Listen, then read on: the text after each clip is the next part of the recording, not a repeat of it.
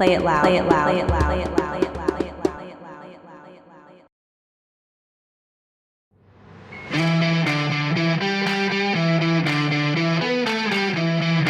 Okay, today we've got controversy, young talent, bruised egos, and World Cup pressure.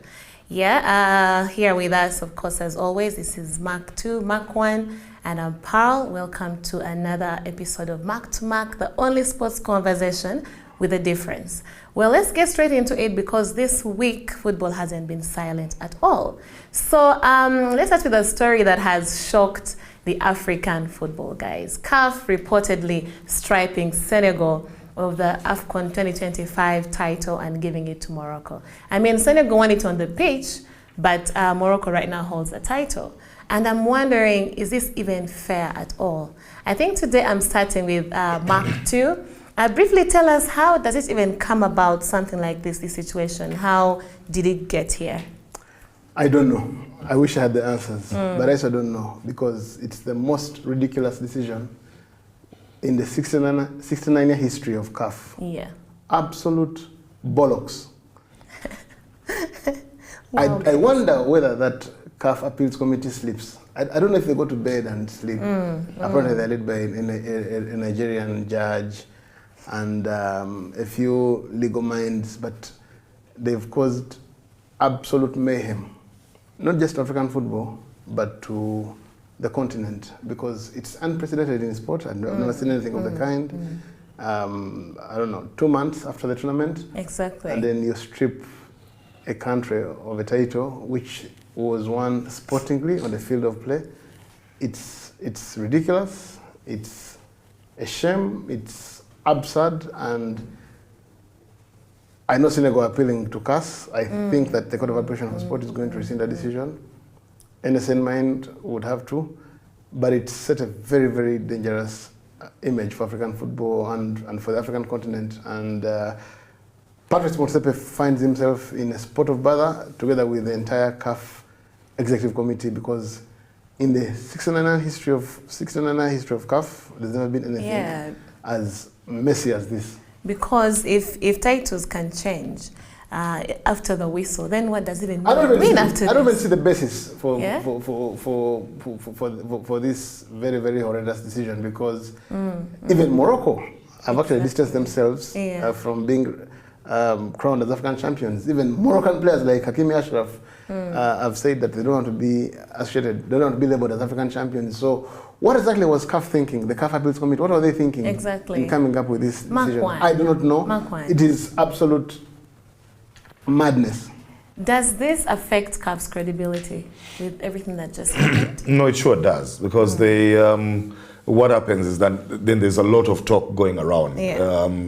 Where you see that it affects CAF's credibility is that the president himself, Patrice Motsepe, who's a very, very outstanding African citizen, one of the richest men on the continent, one of the most straight up, and one of the most respected, has had to come out and defend himself and defend CAF about its integrity and about the mechanisms of decision making and all, to justify all of that. And in doing that in front of the camera, he actually looked uncertain, if you ask me. I mean, he talks and walks with authority, considering who he is. He was nervous. But that was a pretty shaky explanation. I know. Why he was doing it is exactly why it looked the way it did, because it's just a terrible decision. And so one of the things, of course, that has happened when you ask about CAF's credibility is the talk going around about how much power the FA president of Morocco has, Fawzi Leja, and how he has arm-twisted everybody on the continent because of the power he holds. He too, like Motsepe, holds a very big personal fortune, but he also has much more important, he has a very, very big financial backing from the government of Morocco and the kingdom. And that financial backing has seen him do a lot of things inside Morocco, on the continent, and global and world football. One of the things, of course, that has happened is that Morocco actually co-hosts of the 2030 World Cup in FIFA's centenary year. I mean, of the World Cup centenary year. World Cup started in 1930, so the significance of the 2030 World Cup is such that it's going to be different. It's going to be unique. And FIFA have given it to 3 countries. Morocco will host it with Portugal and Spain, and then Latin American countries will also have a game, because that's where the World Cup actually started, in Uruguay and Paraguay and Brazil and whatever. So that's how powerful. It's been a long-term project of theirs. All this hosting that they do of African tournaments, all this hosting that they do of European games, and basically Morocco wield a lot of power, and that power is seen through the eyes of one man. Now everybody believes, because of this decision, that man has actually compromised Africa. So I mean, that's how bad it is. In all honesty. Anyhow, because the thing is, like Mark was saying, if they were to make that decision, they should have made it on that day, and they should not have allowed Senegal back on the pitch when they walked off. Oh yes. Everybody would have been outraged, because people were outraged by the decisions. The decision to award Morocco a penalty after a Senegal goal had been disallowed. All of this in added time after 90, because the significance of that was that whoever scored would win the match and the trophy. So if the decision had been made then, even then, however angry Africans were and the world, they'd still accept it, because that's the rules. Those are the rules. Yeah. But in to save the day, to save face that day, because African football's reputation was at stake over the entire watching world on TV. Yes. To save the day, they allowed Morocco, Senegal back on the pitch. The referee resumed play and actually saw the match through to the end and wrote a report in which he said the match ended and there was a winner.